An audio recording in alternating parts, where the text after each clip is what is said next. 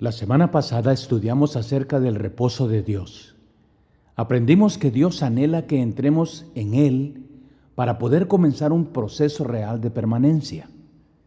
Yo sé que por el tiempo en que vivimos se nos hace difícil aceptar que la forma más simple y sencilla es la correcta, que dejar todo en sus manos es la única salida al control de este mundo, sobre nuestras emociones, pensamientos y sobre esta voluntad anímica de nuestras almas. Pero así es. Hebreo nos muestra la grandeza del sacrificio de Cristo, cómo Cristo ha hecho con nosotros un nuevo pacto. Ese pacto incluye la ley escrita en nuestros corazones y en nuestras mentes. Este pacto es superior aún a la ley de Moisés y a los preceptos personales que decidimos diariamente añadir a la lista mosaica. La verdad es que la misma ley se cumplirá en nosotros si descansamos en Cristo, solo que no por nuestros méritos o esfuerzos propios, sino por el cumplimiento de su voluntad y su plan perfecto para nosotros. Esto es lo que Dios siempre ha querido. Los dos siguientes versículos de Hebreos 4 alumbrarán un poco más esta verdad liberadora. Porque la palabra de Dios es viva y eficaz, y más cortante que toda espada de dos filos. Penetra hasta partir el alma y el espíritu, las coyunturas y los tuétanos, y discierne los sentimientos y las intenciones del corazón. Y no hay cosa creada que no sea manifestada en su presencia. Antes bien, todas las cosas están desnudas y abiertas a los ojos de aquel a quien tenemos que dar cuenta. La separación del alma y el espíritu les ha causado la sensación de que esto es algo que sucede físicamente, que es algo que se siente, que duele. Bien. En un sentido, es tan real como si se cortaran los tuétanos y las coyunturas. Es tan real como cuando el carnicero separa la carne de los huesos para dejar la carne limpia. Su poder, el de la palabra de Dios, se manifiesta de forma tan poderosa que separa nuestras intenciones de nuestra conciencia espiritual, y ambas quedan libres para actuar de acuerdo al plan perfecto de Dios. Por eso, el tema de hoy será ¿cómo permitir que la palabra actúe en nosotros? ¿Cómo dejar de escuchar mensajes de la palabra que no pertenecen a la palabra de Dios? El escritor de Hebreos afirma dos cosas que tiene la palabra de Dios. Es viva y eficaz. ¿Viva? ¿Eficaz? Sí, el término para palabra es rema en griego. Logos es la palabra escrita. Rema es la palabra cuando ha sido revelada. Es la palabra que sale del contexto de lo escrito para convertirse en vida para nosotros. Cuando leemos su palabra, ¿qué es lo que buscamos? Consuelo, confirmación, gratificación, victoria, alabanza. Si ese ha sido tu mayor anhelo hasta ahora, debes acercarte a la Biblia con la decisión de ser enseñado por ella. Dios no está interesado en alabar tus obras o gratificarte o darte la victoria sobre tus problemas cuando supones que la buscas para que separe tu alma y tu espíritu. En este proceso no hay felicitaciones ni palmaditas en la espalda. Cuando Dios, a través de su palabra, comienza a partir el alma y el espíritu, empiezas a vivir una experiencia gloriosa, pero que te dolerá hasta lo más profundo de tu alma. Para que esto acontezca, debes aceptar que tu vida está en sus manos y que esta vida que actualmente tienes no alcanza el estándar que Dios anhela para ti. Esta palabra partió el corazón de la madre de Jesús, cuando el profeta le dijo a María: una espada atravesará tu corazón. Para cumplir lo dicho por ella al ángel cuando afirmó: cúmplase en mí la voluntad de mi Señor. Ella tuvo que aprender que el dolor y la angustia serían parte de su futuro.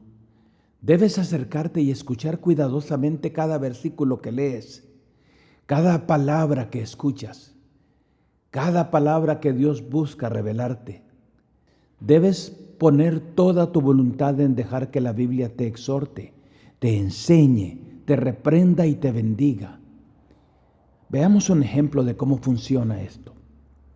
Supongamos que somos casados o hijos o padres, o las tres. Estamos viviendo una relación en cualquiera de estos campos que dista mucho del plan perfecto de Dios. Es sobre ese contexto que existen dos formas posibles de acercarnos a su palabra. La primera, para ser exhortados, enseñados y alumbrados por la revelación de nuestras conciencias. Segundo, que nos acerquemos para encontrar versículos rebuscados que nos muestren que aunque no estamos al 100, vamos muy bien en nuestro camino cristiano y saldremos bien librados. Muchos podemos excusar nuestras acciones usando versículos de la Biblia, pero ¿qué hacemos cuando nos damos cuenta que esta palabra está viva? ¿Cómo reacciona nuestra alma cuando reconocemos que esta palabra está hablándonos directamente acerca de nuestras vidas, nuestras intenciones y nuestros pensamientos anímicos? Cuando todo se torna personal. ¿Es cierto que lo mejor de Dios está por llegar? Esa frase niega por completo la maravillosa obra finalizada de Jesucristo. Sin embargo, al pronunciarla, estamos creyendo que lo mejor de Dios para nosotros está por llegar, que nuestra vida aún tiene cosas que vienen como bendiciones a nuestro encuentro y que si nos mantenemos creyéndolo, vendrán. Ten cuidado donde buscas tus soluciones, en Cristo o en el futuro que está por llegar y que traerá lo mejor de Dios. Por favor, díganme que pueden ver la diferencia. Lo mejor de Dios llegó con Cristo hace más de 2000 años. Es la capacidad de vivir una vida nueva para Él y que resultará en bendición para todos nosotros. Por cierto, ¿qué es una bendición? Esto se los dejo para el tiempo de la discusión del tema, pero les pido que permitan que la pregunta resuene en sus conciencias y les permita una definición conforme a Dios y no conforme a nuestras intenciones o razonamientos. ¿Es separar el alma y el espíritu entrar en un estado de condenación y culpa, por un lado? ¿O por el otro, recibir la sensación de que somos victoriosos simplemente porque tenemos la razón? ¿No es cierto que con muchos de nosotros todo se resuelve por el veredicto de culpable o inocente? Si hablamos de nuestro problema con alguien y nos dice, vos tenés la razón, son tus hijos los que no entienden. ¿No es cierto que nos sentimos mejor y sin meditarlo seguimos haciendo lo mismo porque nos dijeron que la razón estaba de nuestro lado? La palabra que corta y parte no trabaja así. Dios hablará a nuestras vidas por su palabra de forma clara y determinante.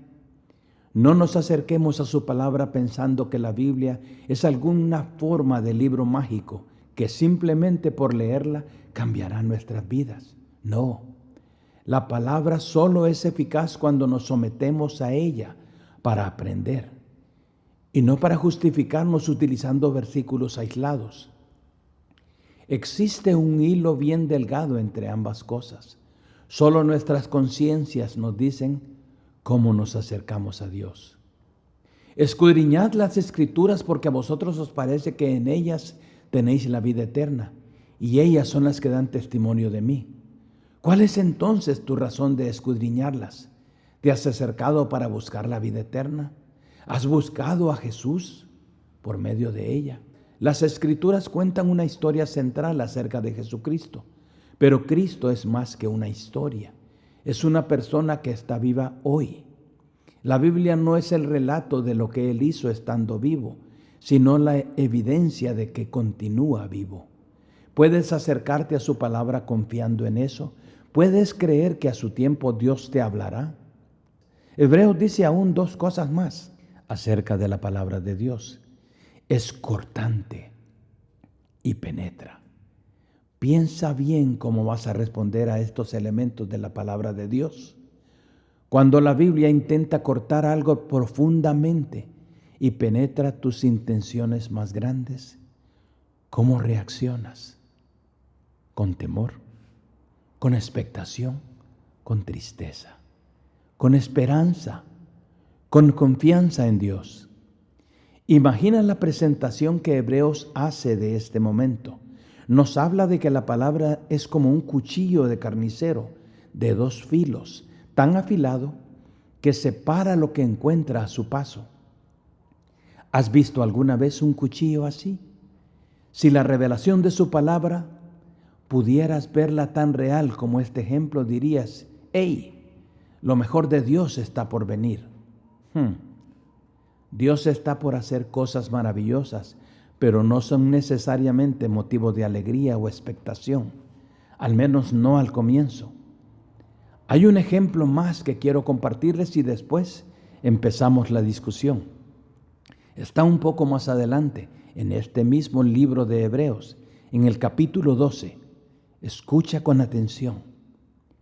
Considerad a aquel que sufrió tal contradicción de pecadores contra sí mismo, para que vuestro ánimo no se canse hasta desmayar, porque aún no habéis resistido hasta la sangre combatiendo contra el pecado, y habéis ya olvidado la exhortación que como a hijos se os dirige diciendo: Hijo mío, no menosprecies la disciplina del Señor, ni desmayes cuando eres reprendido por Él, porque el Señor a quien ama disciplina y azota a todo el que recibe por hijo.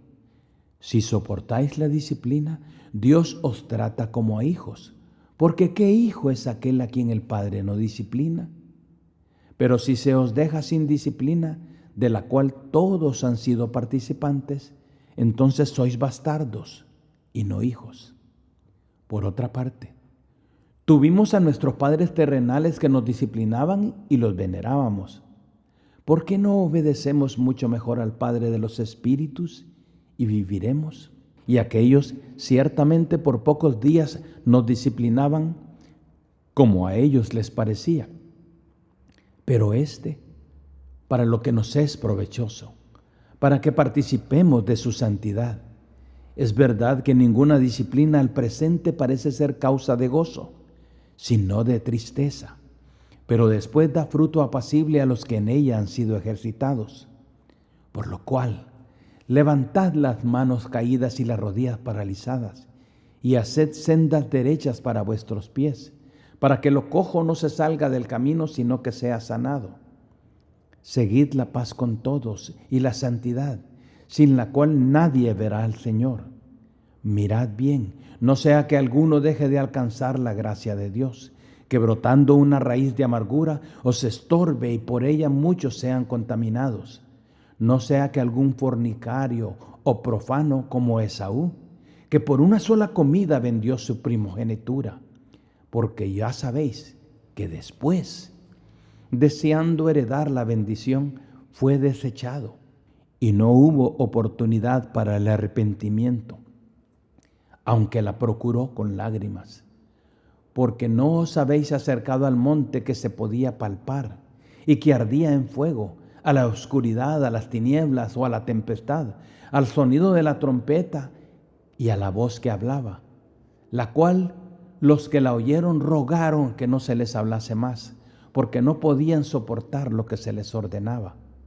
Y tan terrible era lo que se veía que Moisés dijo: estoy espantado y temblando, sino que os habéis acercado al monte de Sión, a la ciudad del Dios vivo, Jerusalén la celestial, a la compañía de muchos millares de ángeles, a la congregación de los primogénitos que están inscritos en los cielos, a Dios, el juez de todos, a los espíritus de los justos hechos perfectos, a Jesús, el mediador del nuevo pacto, y a la sangre rociada que habla mucho mejor que la de Abel. Nuestro Dios es fuego consumidor.